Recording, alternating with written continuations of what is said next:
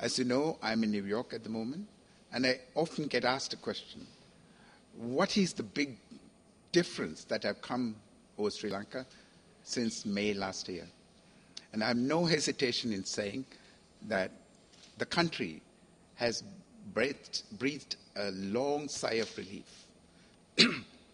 In May last year, we relaxed, and for the first time in 27 years, we breathed a long sigh of relief. And that is palpable. We know that. All of us have experienced it. For 27 years, this country lived under an umbrella of terror, under a blanket of terror. No one left his house in the morning knowing that he or she would return home in the evening. Children went to school, and the parents were on pins until they got back. You went on a pilgrimage to a very sacred site, but you were never sure that you were going to go home. And that situation changed in May last year. And it is thanks to people like the general over there that we have been able to achieve this enormous sense of relief and freedom in this country. Now, in achieving this goal, as was explained to us earlier, there was a very complex project with its objectives that was set in motion. The project itself arose from the election mandate that President Mahinda Rajapaksa received in 2005. He pledged to the country that he would end terrorism in this once and for all, and then he would achieve this either through peaceful means or, if necessary, by using other means. And we have to remember that we used peaceful means in 2006. Mr. Cabral was there with me in the delegation that went to Geneva twice. I led a delegation to Oslo once. We tried. We genuinely tried to convince the LTT that there was an alternative to violence and terrorism. We went the extra mile. We bent over backwards. The president himself said over and over again that he would meet Prabhakaran somewhere, anywhere, in fact, to bring this unfortunate conflict to an end. Of course, we were rebuffed over and over again. We were laughed at, and we were ridiculed. So the time came when we had to say enough is enough. I recall that throughout the year of 2006, despite all the overtures that we made to make peace a reality, that the LTT conducted a terrible campaign of violence. There was no end to it. Buses were bombed, pilgrims were bombed, soldiers returning home for the New Year were murdered. It was no end to it. So it came a time when we had to call it a day and use other means to achieve the goal of ending violence in this country, ending terrorism in this country. And that is when we launched the fallback option, which was using military force. And I will let General Shavendra Silva talk about the military aspects of it, and I will talk about the aspect I was very closely involved in since 2007. That is the foreign policy aspect. The soldiers on the ground, the airmen in the air, and the sailors at sea performed a service that will be valued forever in this country, will be remembered forever, because what they did was just incredible. The LTT had a very well-oiled propaganda machine that was scattered around the world and focused particularly in Western countries. And they had, for over the years, they had refined their technique of influencing Western policymakers, NGOs, and even civil society. And they were very successful at that. As soon as we started our humanitarian operation, the LTT propaganda machine went into overdrive and started attacking Sri Lanka in an unmerciful manner.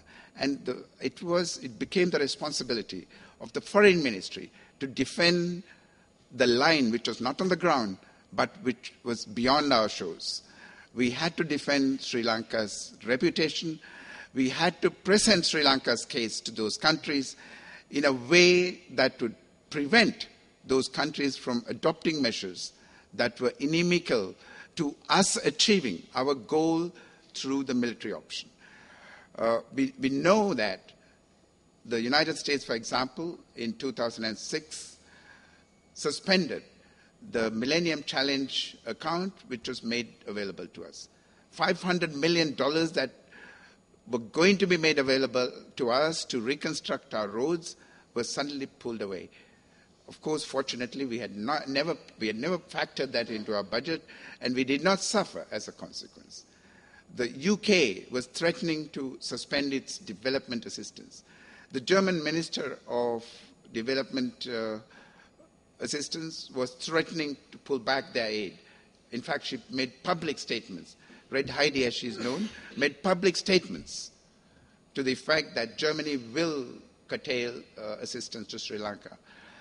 And of course, this was having two impacts on Sri Lanka. One was the impact on our morale, and secondly, the actual impact on what was available for us to keep our country going. The funding that was that should have been available to keep the development process going was now being pulled back, largely as a result of the LTTE propaganda machine's efforts. And then on top of it, certain countries also started withholding military equipment. The United States sold us the Bushmaster guns and subsequently refused to sell us the ammunition. Britain simply stopped selling us weapons. France would not even give us night vision glasses. And again, this was all the result of the efforts of the LTTE. What we had to do at that point was to ensure that this did not go any further and result in a direct intervention, either in the way that they did intervene in Iraq or through the UN Security Council. In fact, they were moving very close to getting the UN Security Council involved in Sri Lanka. And the Foreign Ministry had to fight tooth and nail to stop this. Towards the end of the war, it became very close because two major powers, both Britain and France, with perhaps a tacit acquiescence of the United States, was pushing the Security Council to take measures with regard to Sri Lanka. And if that had happened, the consequences would have been drastic, because a resolution of the Security Council adopted under Chapter 7 of the United Nations Charter would have been binding on all the member states of the United States, the nations. Of course, what did we do? We turned to our friends who were not in the Western Bloc and who also wielded powers similar to those in the Western Bloc, China and Russia. And I must say that these two countries stood by us very firmly. And it was not by accident. It was largely as a result of the efforts undertaken by the Foreign Ministry. And then, of course, there were other countries like Japan, which went to a great length to explain Sri Lanka's situation and to defend Sri Lanka in the United Nations and in the international environment. There were other countries also. Turkey, India took a firm stance in support of Sri Lanka, etc. And one must say that the efforts made by the Foreign Ministry in regard to these countries and these events have never been highlighted, have never been given the exposure that they should have been. Of course, as public servants, we are not there to gain publicity, we are not there to gain kudos, we are not there to gain headlines. So what we did in support of our valiant forces, we did with great enthusiasm, knowing very well that had we failed in our task, their task would have been that much more difficult. And then, of course, having defended that line, there were other things we had to do. When the weapons stopped coming from the West, we turned to other sources. Again, the Foreign Ministry played a critical role here. We got closer and closer to Pakistan, to the extent that Pakistan became one of our major suppliers of weaponry. Similarly with China, we paid for these weapons, but with regard to the West, even with money, they were not willing to give us the weapons. So being able to encourage China and Pakistan and at the same time Israel to continue supplying us with high-tech weaponry, I think was a major achievement for us. I recall in 2007 when the Czech Republic was ready to sell us multi-barrel rockets. The European Union influenced the surrounding countries to prevent the shipment from going to a port, because these could not have been brought across unless they had been taken to a port. And there was a period of 3 or 4 days when the train loaded with these weapons was going up and down across Europe, looking for a country that would let it go to its port. Eventually, we succeeded in persuading Poland to let this train come to a Polish port, and it was shipped from there. So again, these are things that the foreign minister did quietly in support of our major goal, which was the goal of eliminating terrorism.